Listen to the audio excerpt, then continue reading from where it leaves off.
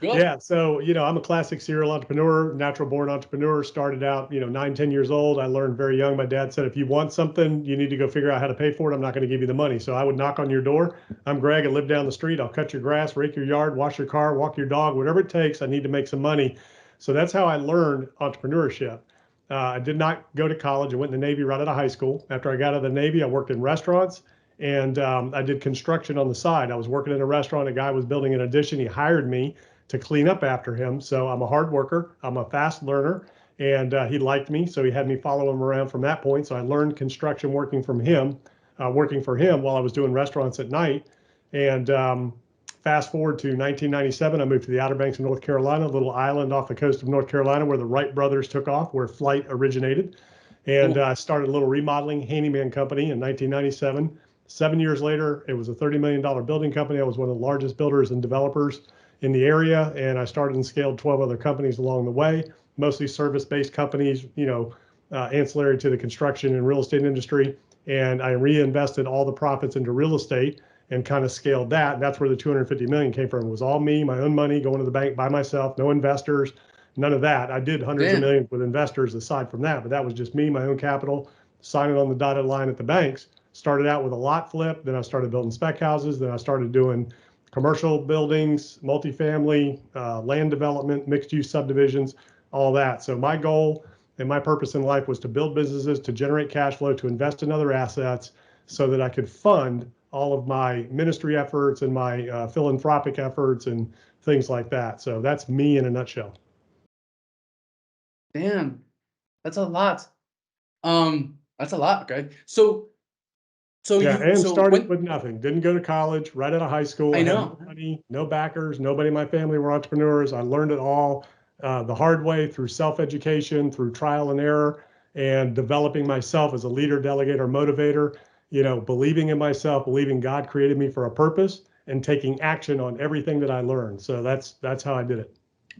Leader, delegator, motivator. So if you don't mind me asking, Greg, it might be a little bit inappropriate. I don't know why I feel like it's inappropriate, but how old are you? I'm 55. 55. Extremely young. How 55. do you So I feel? Do you started my feel journey in 1997. I think my entrepreneurial journey, I think I was 29 or 30 years old when I started my first real full-time company. I stepped out of, any kind of a W-2 environment. I worked, had some regular jobs here and there, was in the Navy. After the Navy, I worked in restaurants, always did construction on the side. I moved to the Outer Banks to open a restaurant. I worked in the restaurant industry the first year there, but it was in 1997 when I decided I was going to go self-employed 100% all the way, and I've never looked back since. So that was 30 years old. So by 37, it was lights out for me. I'd achieved pretty much everything I wanted to from my initial goal standpoint, from a financial independence standpoint. Mhm. And then from that point on, it was just, fulfilling my God-given purpose on this planet and just, doing deals and helping other people. And, you know, now at 55, I'm teaching other people how to do what I did and, passing along the wisdom and the knowledge and the skills that I've learned over the years doing everything that I did in all the different businesses, all the different companies. I'm a co-founder in a tech startup right now. I do real estate deals and I'm coaching people all around the world. I've got clients in UAE, I've got clients in Canada, Australia, and all over the country doing all kinds of different things, real estate investing and development, helping them raise capital to buy big buildings and do multifamily, helping people that have building companies, helping people get into development, and helping people scale their, businesses that are non-real estate related. So, that's kind of me in a Cool. nutshell. Yeah. So talking about helping others do the same, do everything that you've been able to do for the past, I don't know, like 20 plus years. Talking about that, I went to your website and you have a bunch of literally a bunch, like maybe like 5 or 6 or 7, like less than $100 courses, right? Like real estate investing coaches, multifamily investing courses, raising. Can you talk to me a little bit about that? And like, why are they priced so that anyone can literally buy it? That's the reason. So anyone can buy it because I didn't have those resources when I was coming up. There were books and things like that. And these are basically audio, video versions of a book. If I were to sit down and write a book, that's what this is. So, you can download an app, it's all the information there, but it's everything I know, everything I learned along the way, doing everything that I did that I poured into those courses. And I keep updating them, adding to them. And, it's also full of thousands of dollars worth of resources that I paid, legal documents I paid attorneys to create, spreadsheets that I paid, people, employees, consultants to create, things like that. So yeah, they're extremely valuable. I mean, I could easily sell them for thousands of dollars, but I want to be able to give people what I had, give them the experience that I learned and make it accessible. So I keep the prices of those low. And then, of course, the coaching's a different story. That's a different level and a different engagement. That's not cheap, but the courses, I created that for impact so that everybody could have at their fingertips everything that I know, everything I learned right there in their phone that they could just look it up, and it's just like you were asking me a question right there. It's all right in those courses. So that's the reason I want to impact this world. I want to help other people. My life I've been extremely blessed through my entrepreneurial journey, and I've been able to give back and bless others through that.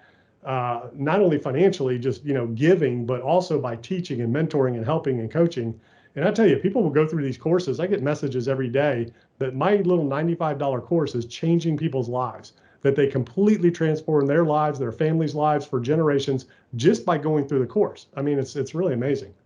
It is like literally, it's $95. Anyone could come up with $95 to invest in one of those, one of those types of courses. So where can we find out one of those courses? Like, we have your website, but would you mind giving it to us?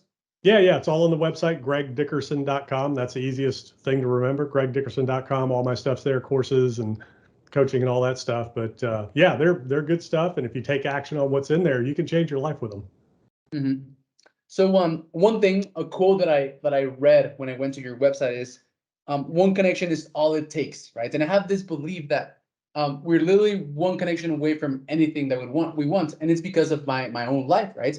Like there's nothing that you could ever want to be or do or have that there's someone out there that doesn't already is that type of person or does the type of thing or has the type of life, and the fastest way for you to get there is to connect with those types of people. That's what I found in my life. That you're one connection away from changing your entire life completely. That's what happened to me. So and I read that on your website, and it really resonated with me. So can you talk to me a little bit about where that comes from, where the one connection is all it takes comes from, like relationships, maybe networking? Has that been impactful in your life? Absolutely. Yeah. I mean, it's 100% of the game. It's, it's who who knows you, and then what you do about it. So you can have all the greatest connections in the world and surround yourself with the most successful, knowledgeable, wealthy people in the world. But if you don't do anything with that information, and more importantly, apply that information to the right thing at the right time, then it's worthless. So it's not just knowing the right people. The other thing on my website is one idea. So one idea can completely change your life, as well as one connection. And a lot of times you can have that idea, but no connections, and it doesn't do you any good. So when you put the ideas and the connections together, that's when greatness happens. That's when world-changing greatness happens. That's how worlds are changed. That's how lives are changed. That's how businesses are changed, is through that. For me personally, those connections have come through a lot of different ways. They've come through stuff like this, video, audio, movies, books, human connections, relationships, things like that. I learned in the business when I first started out, I didn't know how to build houses. I didn't know how to do anything. I was a little remodeling handyman contractor. And I was working for some investors that were buying big multi-million-dollar beach houses. They were hiring me to do additions to them, like close in the ground floor of them, put a pool in, and they would generate extra rental income. Then they would flip the properties and they'd make a couple $100,000. I had no idea how to do that. So I started working for those guys, and I started asking the right questions and good questions. And that was the first connections. Hello, modern kings and queens. I'm sorry for the interruption. I know you're enjoying the episode, but I have something super important that you must listen to.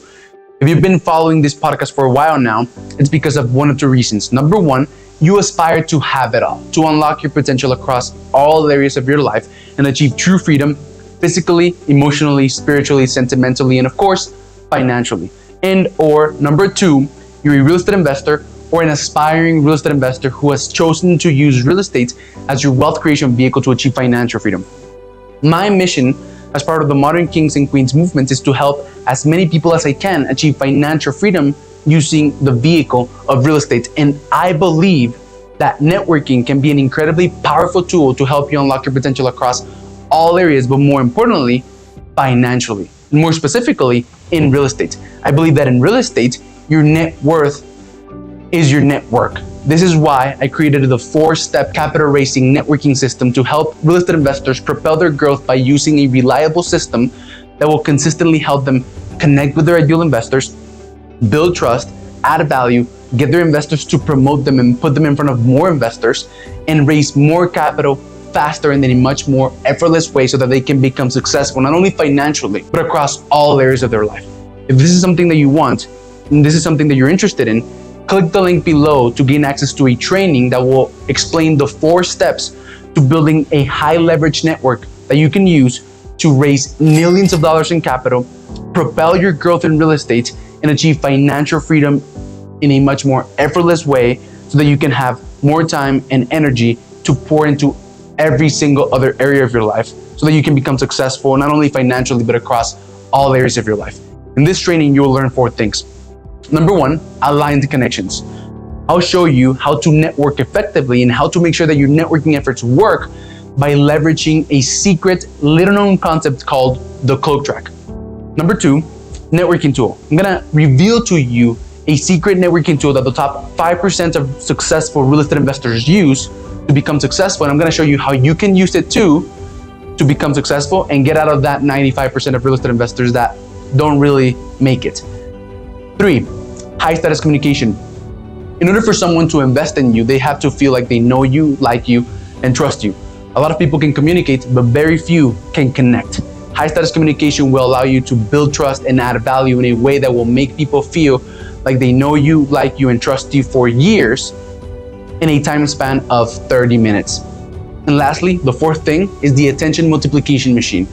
The world doesn't run on oil anymore. It runs on attention.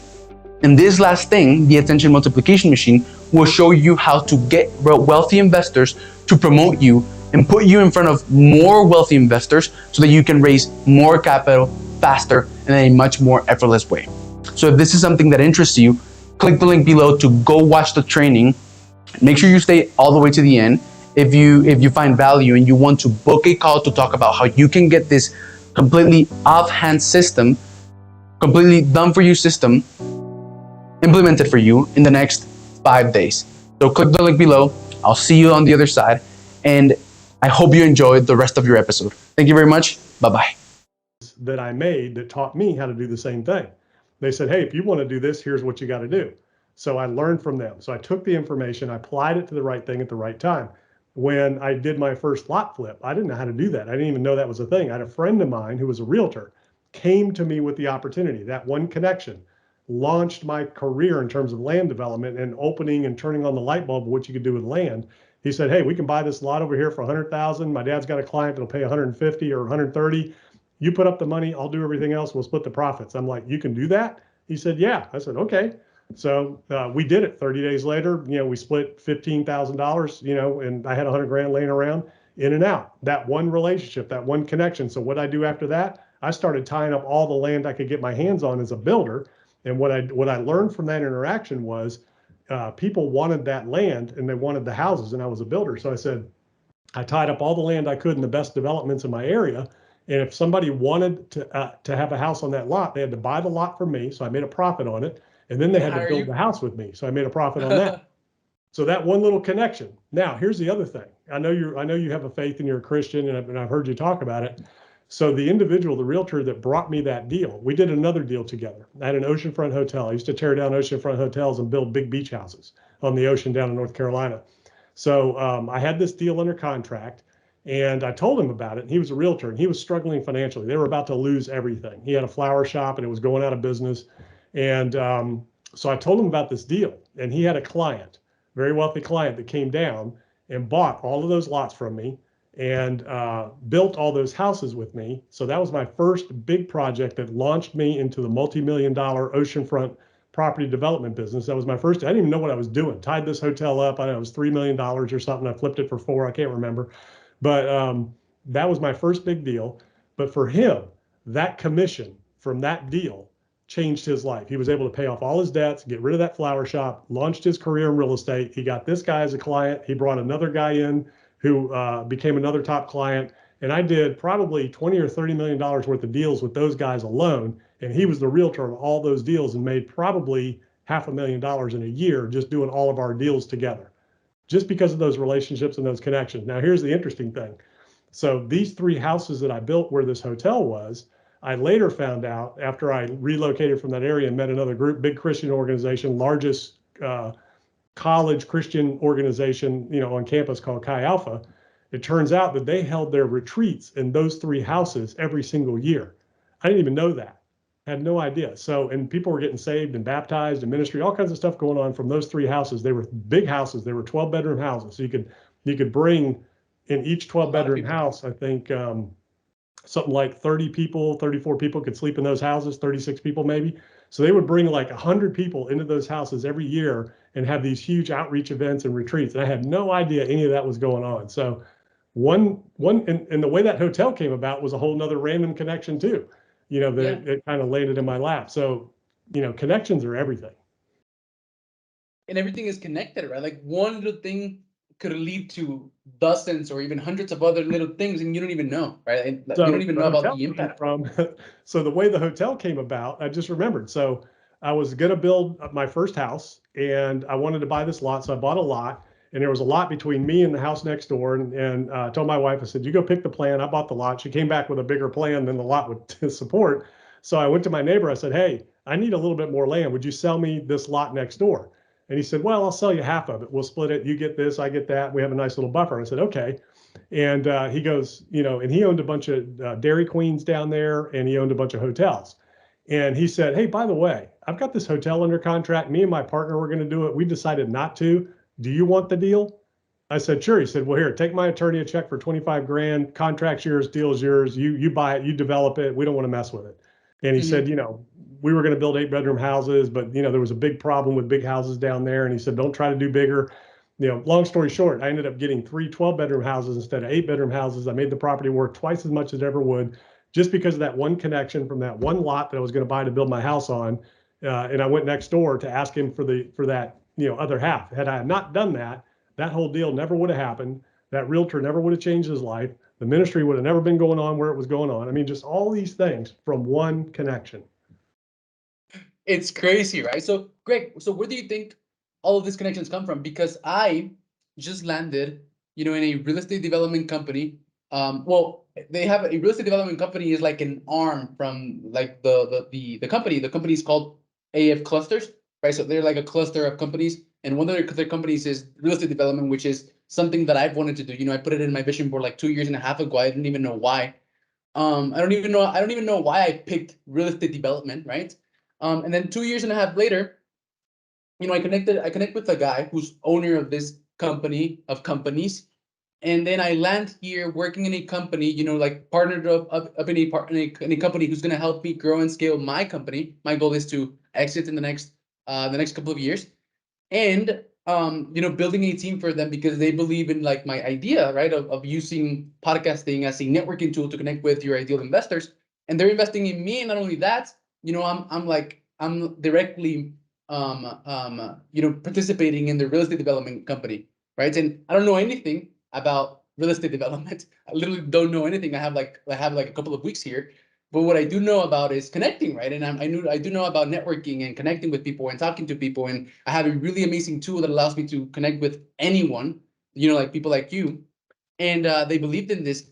And this came through one connection. And I've been a little bit overwhelmed for the past couple of weeks because it's like God had told me like, here you go. Everything you've been asking for. Come on.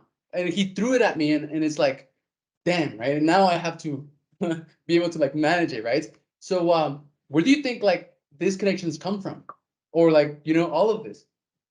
Yeah, that's it. I mean, God puts the right people in together at the right times, but it's up to us to do the right things with it and apply it to the right vehicles because there's the whole parable of the talents, right? So where much is given, much is to be expected. So God is watching what you do with this and what you do after this. So to me, I've just always believed that these are just God ordained, divine appointments that God just puts people together at the right, time for the right reasons. Everybody in my coaching business, same thing. They're all like, "Man, I've been looking for you," and all of a sudden you just popped up. Like I've been looking for this solution, and you just popped up, and you came into my life, and I'm able to solve problems with people like instantly and quickly. Like everybody will tell you. You see on my website, everybody tells you one phone call. They have one phone call with me and it transforms their entire life and their business. And it all goes back to that one connection, that one idea, one conversation. And it's just the way it works. But we have to do our own part. We have to educate ourselves. We have to take action. We have to ask the right questions. We have to be open to, ideas and direction and coaching and those types of things. And then you got to take that information and put it to work at the right things at the right time. And, sometimes things go well and sometimes they don't. And, it's all what you do with it and how you react to it, and then how you use it for the greater good to impact the world. And, to me, that's where I've always found it. It was very distinctly at a time in my life where I read a series of books when I decided, you know what, I'm going to buy in, I'm going to believe this, and I'm just going to let God take care of all this, right? Contrary to you, I always wanted to be a builder developer. As a little kid, I played with erector sets and Lincoln logs, and I was always building stuff. I always wanted to be a builder and a developer. And, that's just what I wanted to be. And, we are creators. God created us to create. We all create, no matter what you do, you're creating every single day. When we wake up, we are creating something that wasn't there the day before, as soon as you wake up. So for me, that manifests out into the world of real estate development and in companies. I love building companies. I love building, real estate and properties. But at the end of the day, you know what I'm really building? People What? and relationships. People. Yeah, it's all about relationships. And what you're doing is you're building relationships. You're building people, and that's what I did in all my companies. Is I developed people, I developed relationships, I developed partners, and I was a leader, delegator, motivator. I mean, those are the three keys, in any of that business. In order to achieve anything of greatness, you've got to be one, those three things. And, that's what's really cool about real estate development, because it's visionary, it's creative, you're leading teams, you're bringing people together, and you're leading, delegating and motivating to an end and creating something that just wasn't there the day before. And, that's to me is what's so fun and exciting about it. So whether it's a company or a business or just people, I just love building and developing. But at the end of the day, it's all about relationships. I mean, that's the most important thing, and that's where it all comes from.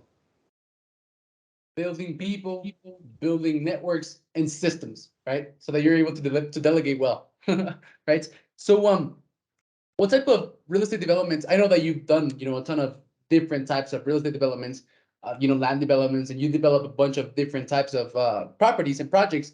But what is the one like that would be your favorite, or the one that you like to focus on? So for me, I like making old buildings new. So I started out in remodeling, and I love taking old buildings, old houses, and restoring them. And it's just being, it's so creative. New development's fun, and that's creative as well, and it's ground up. But there's something about taking old buildings and just making them new and bringing the life back into them. That's just really kind of always been something that I've enjoyed, that I've been really passionate about. When it comes to new construction or land development, I get my fill from being creative in the sense of maximizing the property. So maximizing the value, the density. That first oceanfront hotel, my neighbor said, don't try to do any more than 8 bedrooms. You can't get it done. They won't pass it. So I figured out how to get 12 bedrooms done. I was very creative with that. They were the three biggest houses ever built at that time in that area. Then I went and did a 16 bedroom. That was the biggest house, still is in that town. Those are the four biggest houses ever built. And then the town shut it down after that. So, that's what I enjoy about being a real estate developer, is being, creative with the property, how to fit things in, drive the value, maximize the density, in a way that fits, that's appropriate, that looks good, without like, standing out. So I was always really good at that kind of stuff. And that kind of came from, I think, that whole creative bent that I have. I was a musician as well growing up, and, I'm just a creative soul. And, that's what I really enjoy about it. But that's my favorite. My favorite is restoring old buildings. Cool. And you always use all of like your own money. Have you ever? I mean, you've raised capital, right? Yeah. So yeah, over the years, especially with businesses and stuff like that and partnerships, yeah.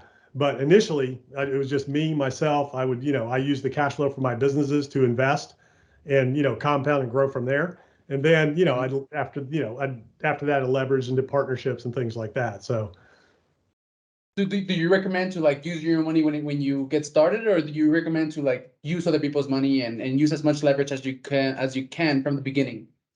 It depends on the individual. I just didn't know any different when I was first learning and doing things. I didn't know how to raise capital. I didn't know that, I just was using my cash flow, to build the properties and reinvest and compound the cash.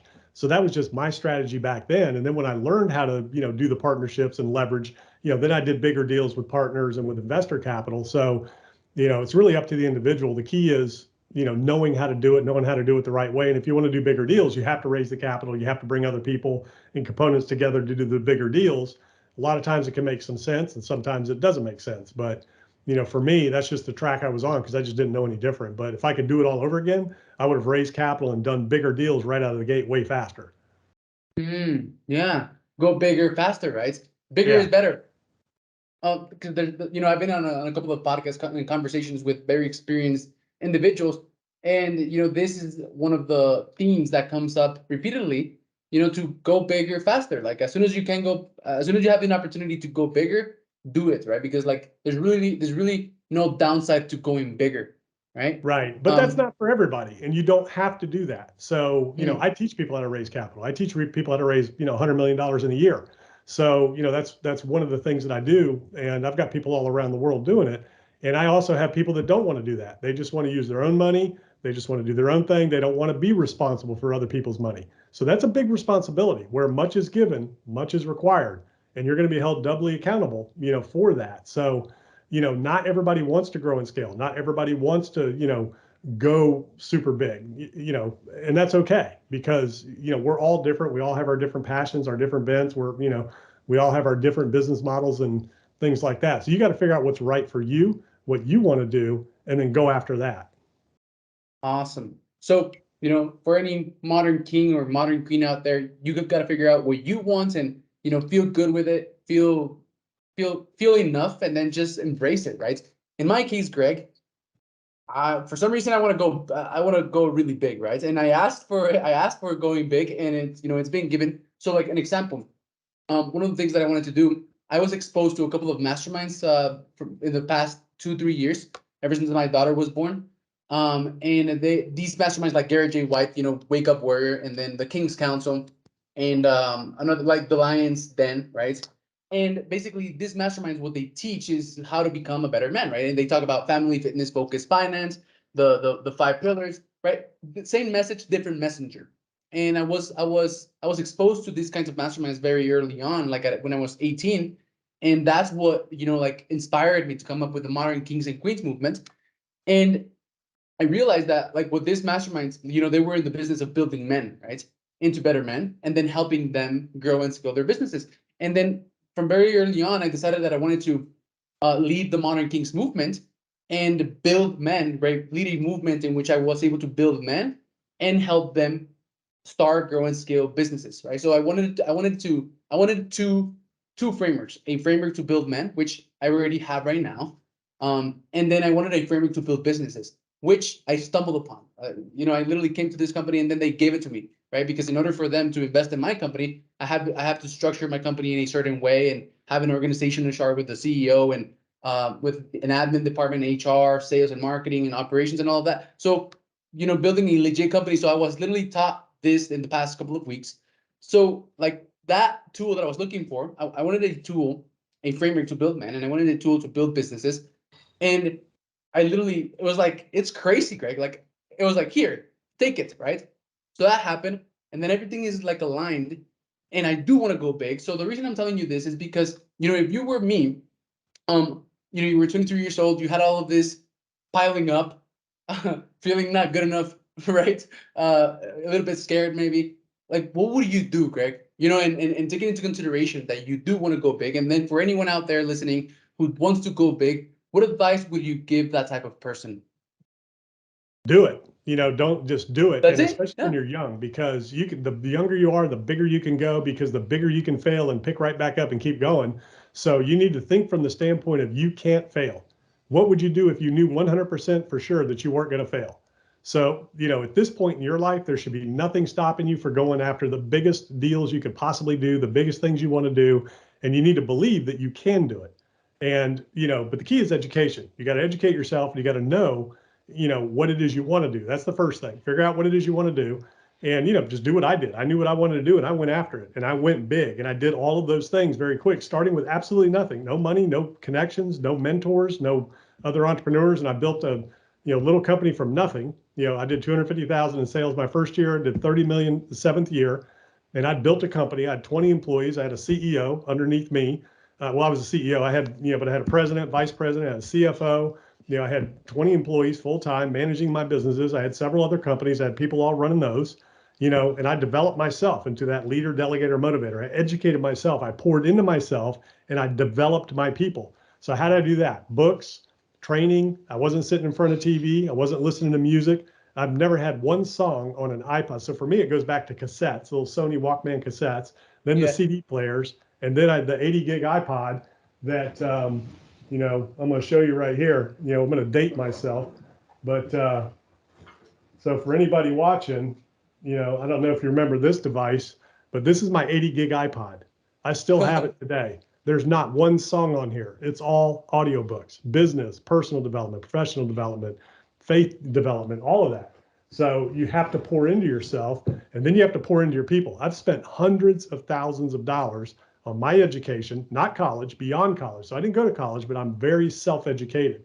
And I brought consultants in all the time in my company on, relationship skills, on business management, on, technical aspects of the construction industry, all those different things. And then I hired professionals that taught me. My CFO, I paid 200 grand a year. He taught me how to read financials and how to, deal with banks and how to raise money and do all those things. All my employees that work for me, I didn't know how to build houses. I went and hired the best people I could find in the area that were building the types of houses I wanted to build. And I recruited them to come work for me and they taught me how to build those houses. I had no idea. Mm-hmm. So, you have to develop yourself first and foremost. You have to cast that big vision. You have to believe in it. And then you got to take action. So educate yourself, apply that education to the right things at the right time, and take the right kind of actions every single day, in order to reach those goals. And then surround yourself with people who are better and smarter than you and let them do their thing and check your ego at the door. That is the number one thing that kills most people in their opportunities. They let their ego get in the way where they don't want to humble themselves and learn from their people and let their people do things. And, I'll give you an example. When I was running my company, we would build a Habitat for Humanity house every single year for a family. We'd come in and frame it from the ground up. Mm-hmm. And I was the laborer on those jobs. I didn't know how to frame. I didn't know how to build a house. I'm the CEO of the company. We're doing this. We're paying for it. We're building this thing. And I would come out and I would, all right, guys, what do you want me to do? I'm your laborer. I'll do, and I toted lumber and swept up all day long. You're the boss, right? Like you're the boss and you're, like servicing them basically. And that's the key right there. So most companies, the traditional world of corporate America was a top-down pyramid, right? You had the CEO up here, then you had all the other C-level employees and the executive vice presidents and right? I was very fortunate. I learned very early on that pyramid's actually upside down. It's leadership from the bottom up. It's the upside down pyramid. The CEO is at the bottom of the organization serving everybody up. So I had to give everybody everything they needed in that organization to be successful: tools, training, systems, and support. But more importantly, clear direction and no uncertain terms, exactly what's expected and when. So they relied on me to provide them what they needed to be successful so that we could then provide all of our subcontractors and vendors what they needed to be successful so that we could in turn supply our customers and our clients with what they needed to be successful and reach their goals. And then that way we could pour out into our community and support all of our community and what they needed. So it all starts with the leader at the bottom serving up in that organization, making sure that everybody has what they need to be successful. So that's the key right there. Great insight. Thank you very much for that insights, because that's a role that I'm stepping into. And just to like summarize, what do you think would be the number one or maybe 1 to 3 most important things of a CEO of a company, like that a CEO has to do? So know your limitations, know your weaknesses, and know your strengths. Where CEOs mess up is they want to try to do everything. A CEO is the visionary, is the leader. Your job is to fill in the gaps and surround yourself with the people and the pieces and the systems and the tools to do the things that you can't do better, faster, smarter than you ever could. Understand where those are, understand what it is that your sweet spot is, what you're good at, and then you go do that. So for you you're an influencer, right? So you need to be out there in front, making the connections, bringing in the capital, bringing in the investors, all that kind of stuff. Then fill in the pieces of the technical components of the things that you want to do that you don't know how to do. You want to go build a skyscraper, well, you're not going to do that, you know. Like Donald Trump doesn't know how to build a building. He found the best architects in the world and engineers and contractors. What he was good at was arranging the financing and bringing the investors and, tying up the property and finding the right sites.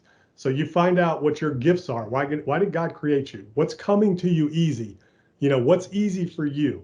That's what you need to be focused on. Everything else you delegate out, you hire out, you outsource. Yeah. So I don't understand why it's so hard. Like I'm a builder of people and networks. Like I'm a natural coach. So like literally what I do all day with my people is coach them. That's what I do. Right. I coach them across all areas of their lives. And that's the value that I bring. And I literally don't do how to do anything else other than that and networking, right? And I'm starting to realize that the journey of an entrepreneur is like you start entrepreneurship because you want what? Freedom, right? And you start your business and you have no freedom, you have no time, and you have 100% of the control and responsibility. And then as you go up, right, and you start being successful, getting sales, hiring more people, you start having more freedom, but you start losing control. And I'm in a position in which I have to accept that. I have to accept that I'm gonna have a lot of time to focus on developing in the areas that I want to focus on developing and like what I'm good at. And I'm gonna have the ability to, and I'm gonna need to like delegate all the control to people. And I don't understand why like people have problem with that. Do you get what I'm saying? Like I don't, yeah, like there's Yeah, like some I'm gonna people have to just hire a can't lot of let people. go of, control. Number one, we don't have control of anything, right? God's in control. We don't control a thing. So that's number one. You got to realize you don't control anything and you never will. So once you understand that, then you need to understand that, you're dealing with people. So you're dealing with every business is dealing with imperfect products in an imperfect world with imperfect people expecting perfect results. Okay. So number one, you need to change your framework of what your expectation is. And you need to understand that people are going to do things differently. As long as you get the end result and get to the goal line in the most efficient, profitable way possible, then none of it really matters. And you got to find the right people, put them in the right position, and let them make mistakes. Let them do what you brought them on to do. And my philosophy in business has always been, how do you make the most amount of profit in the least amount of time with the least amount of energy and effort possible, right? That's every business's goal. You want to be as efficient as possible and profitable at the same time. So in order to do that, you have to have the right people in the right roles, and then you got to let them do their thing. And you have to understand first and foremost, you don't know what you don't know. And the most expensive thing in business is thinking you know something, thinking something to be true when it's not. So you need to understand there's other people that are going to do things different. They're going to make mistakes. As long as you minimize that, you got to let them flourish and let them do their thing, or it just won't grow. And you just need to understand they're not going to do it the way you're going to do it. Like, every great founder, Elon Musk, Steve Jobs, Bill Gates, they were difficult and they are difficult to deal with because of that reason, right? They're perfectionists, they're the visionaries, but they can't do everything. So you have to understand that, it's not going to be perfect all the time with all the different layers, but it's going to get to the end goal in the best, most efficient, profitable way possible. So that's the key. As long as you start out with that in mind and understand, not everybody's going to do everything the way you are, but they're going to do it well and they're going to get to the end goal. That's what you have to, realize and recognize. And then there's people that, can't do that. So they end up owner operators and that's what they do. And that's fine. If somebody wants to be that way, it's not for everybody. Mm-hmm. Awesome. So, well, Greg, we have a couple of minutes. I want to make sure we stay within the time and, to respect your time and everything. And I like to end my interviews with 5 questions. So, the first one is actually, related to what you just said. What is something that, you thought was true that wasn't? One of the most expensive things in business is thinking that something is true when it isn't. So that's actually the first question. What is something, in your career that you spent years thinking that it was true that wasn't? You know, I never really had that problem, where I, thought something true that wasn't. The biggest thing, I guess, for me was understanding that no matter how far I went, no matter how far you go, you realize you don't know anything. Like even today, I'm a lifelong learner. I'm learning Mhm. all day, every day, absorbing. And what's incredible is at the end of each day, I'm like, man, I don't know anything. I don't know anything. So that's the biggest thing, is that I've always been fortunate enough to just realize I don't know a thing, and I want to learn as much as I can about the things that I'm doing. It's just a big world out there, and there's just so much you don't know. It's incredible. Cool. Thank you for that. Um, so what is a mindset shift or an empowering belief that you should have? Maybe not should, but that if you have, could help you as a real estate developer. There's nothing you can't do. So that's the biggest thing. So at your age, there's nothing you can't do. You can go pull off if you've got the right connections, the right education, the right people surrounding you. You can go pull off whatever you want to pull off, any size project. There's nothing you can't do if you educate yourself and surround yourself with the right resources to pull it off. That's like a that's a fact, right? That it makes me feel like, like happy, like excited, but at the same time, it's like whenever you see someone have success, right? You can feel, one of three ways. You can either, feel resentful and feel envy because you're like, in a lower level of consciousness, or you could, get scared because you know that you have the same potential and you're not doing what he's doing, or you can get inspired, right? So, like knowing that fact gives me all of those three feelings at the same time, and it's cool, right? Well, you know what Um, scares me? I'm only afraid what? of one thing, and that is standing before God one day and he said, I gave you all these gifts and you didn't use them. That's what you need to be afraid of. Damn, yeah. That Yeah, will that would be. inspire. If God has given you gifts, you better get out there and put them to work, because, you don't want to be standing before him one day and he's going, man, I gave you this gift and you didn't use it. Damn, and how do you know? How do you know if you're using them well? Like, is it just like if it's coming from your heart and you're just like giving it all, or how do you know? So, you know what you're good at, you know what your giftings are, and you know what you innately know the things that you should be doing. And if you're not doing the things that you should be doing and you're doing other things, you're not using your gifts.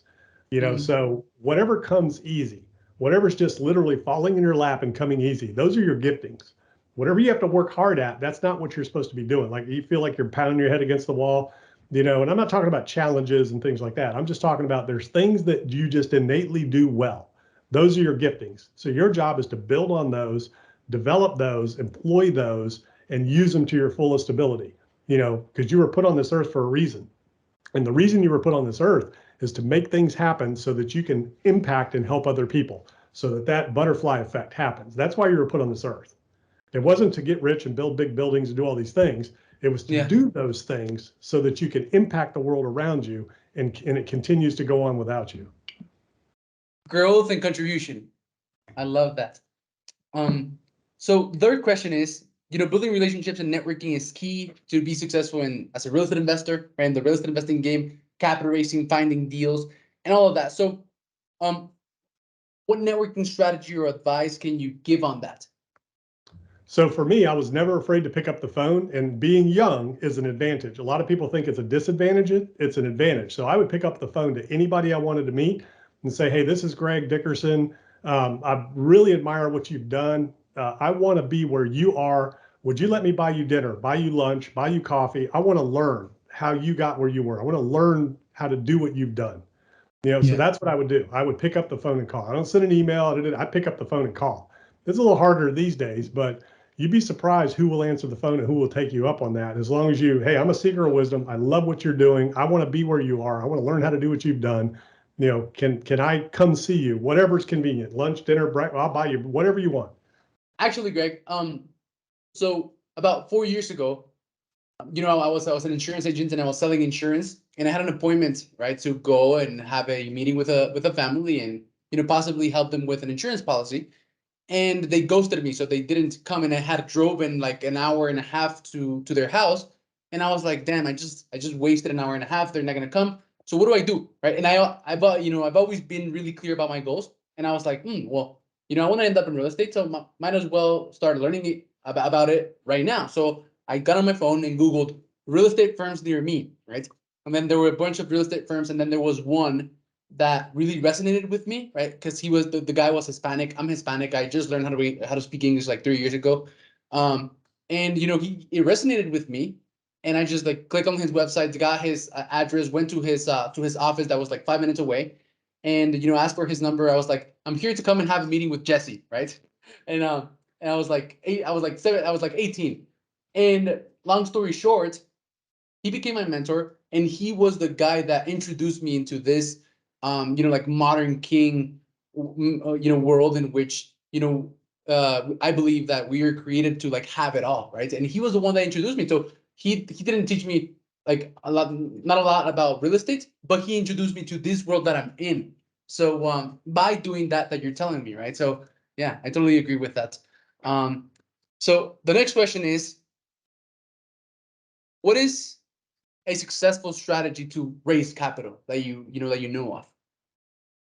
So first and foremost, it's a contact sport. So you have to make contacts. You have to know people. You need a system. So you have to have somewhere for people to go once you've made those connections, made those contacts, and bring them. It's a funnel, right? So it's a numbers game. So you need to think about, how much capital are you looking to raise? How many people is that going to take based on the amount of money that each of those investors can invest? You have people investing 100,000, 500,000. What is your investor profile? How many of those do you need to get to your goal? And then it's a funnel, and there's ways to reach them. And the ways to reach them are, number one, like you're doing, you want to do one to many. So get yourself on other podcasts and tell your story. Talk about what you're doing, what you're raising capital for, and how people can connect with you. The other is speak at events. Get yourself booked to speak at events to talk about, tell your story, talk about what you're doing, what you're looking for. You can attend networking events and stuff like that, but that's slow. That's one-on-one. You want to be one to many. And then, of course, there are traditional ways of, promoting your offerings and your deals and, running ads and things like that. But you got to have a funnel. You got to have somewhere for them to go, an investor management portal for the people to land in, so you can, sort them and know what the investable capital is you have available, and then send your deal out and do all that. So there's a lot of different investor portals out there. You need a CRM at least, just some sort of a sales CRM to keep track of all those as they come in. But the one to many is the best way to go. So that's podcasts, events, running ads, promoting what you're doing, things like that. That's the fastest way to raise capital. And then, of course, there's the one-on-one. So everywhere you go, you need to let people know the opportunity that you have for them to participate with you, but not dominating the conversations. Hey, Alex, my name's Greg. Good to meet you. We're at a networking event. Alex, you're going to be like, what do you do? Oh, I buy, 200 unit apartment buildings in the Midwest, typically $30-40 million. I have investors that come alongside with me on those deals. They get above average returns. But, what do you do? Tell me about you. Then you put it back on them. Exactly. So yeah. everywhere you go, have that story ready of what it is that you do and the opportunity you have for somebody, but you're not pitching them. You're not trying to, unload on them. You're just kind of saying, yeah, this is what I do. I'm a developer. I build buildings. We have investors. They make great money. But tell me about yourself. What do you do? And then have a follow-up later. So if you're doing the one-on-one thing, you got to do, be very deliberate about it and just don't unload on them, and try to figure out a way how you can serve everybody. Because, again, if you're thinking from the bottom-up service standpoint, and you're serving everybody in terms of what they're doing, bringing your value to these podcasts, to these events, things like that, then people are going to want to join you. They're going to want to come alongside you. But you have to also make sure that you know what you're doing. You present yourself as an expert. You know your industry. You know your business, so that they can trust you. They have to know, like, and trust you. That their money's going to be safe with you.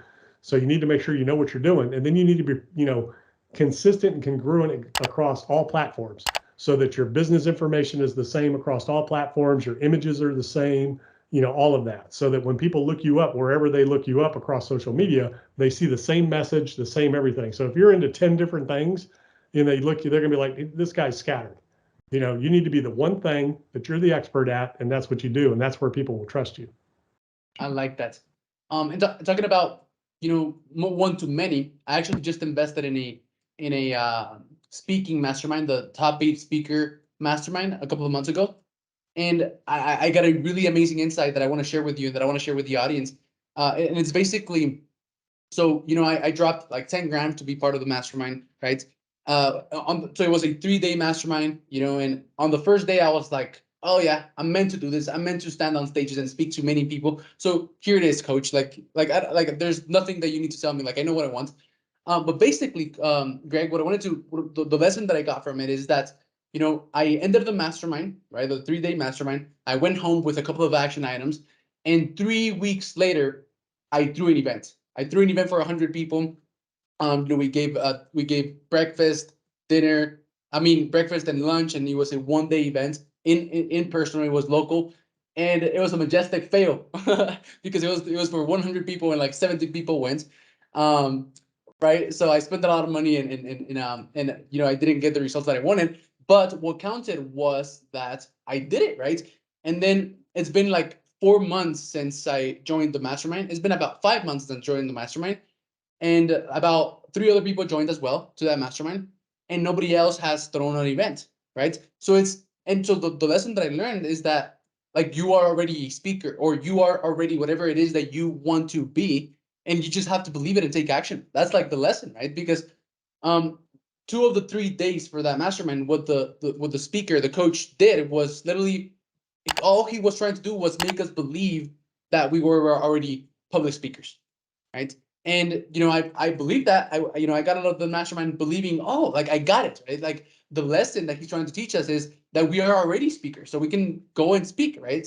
And I came out believing that I was a speaker, that I was a speaker, and I just did it. So that was one, like, a quick story that I wanted to share. And the Yeah. last question, Who's the Greg, next event? go ahead. The next event. Oh, so I did two. Both of them failed. So I'm like regrouping. And the reason why they failed. Oh, by the way, that failure, brought me to realize the reason that I was failing, and the reason that I was failing was because I was scattered, right? So I was trying to help everyone, and now that I've niched down into a very specific industry, into a very specific type of person, like, I'm growing faster than ever before. But the reason was because, since I wanted to help everyone, and I had a message that was supposed to talk to everyone, I wasn't talking to anyone. So that was what failed, and that was the reason why it didn't work. And thanks to those two failures, I was able to finally realize, because people would come up to me, and they were like, I saw you on the billboards, because I went all in, right? I put billboards all over the town and everything, and then people would come up to me and they would like, I saw you on the billboards and it looked really good, but I didn't scan the code because I was confused. Like, I didn't know what it was about, right? And that happened like 50 times. Like, people saw my billboards, people saw the message, but it didn't resonate with them, right? Because it Yeah. wasn't directed to someone specifically, it was directed to everyone. So it wasn't strong enough to make people stop on their tracks and leave whatever it is that they were doing to get them to, like, scan the code, right? So now that I have the lesson, I'm like regrouping myself, and the next event will probably be in a couple of months. Yeah, yeah, and that's the key. Remember, I said the right knowledge doesn't mean a thing if you don't apply it to the right things at the right time and have the right people around you.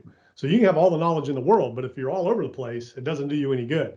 And I see that a lot. That's an entrepreneurial thing. Entrepreneurs are kind of, everywhere, and that's the key. You got to get that message dialed in. What's the one thing you're going to focus on? Who's the one, who's the people you're going to serve, and get after it that way. But all of the great speakers, if that's what you want to do, and you go back and look at them, like a Tony Robbins, a Grant Cardone, although they'll all tell you of their epic fails when they first started out. Every one of them. They travel Yeah, around the country. They might have 10 people in the room. They might have 20, and nobody signed up. Nobody bought their stuff. But you know what? They kept going. They kept getting better. Those are the things that it takes to make you better.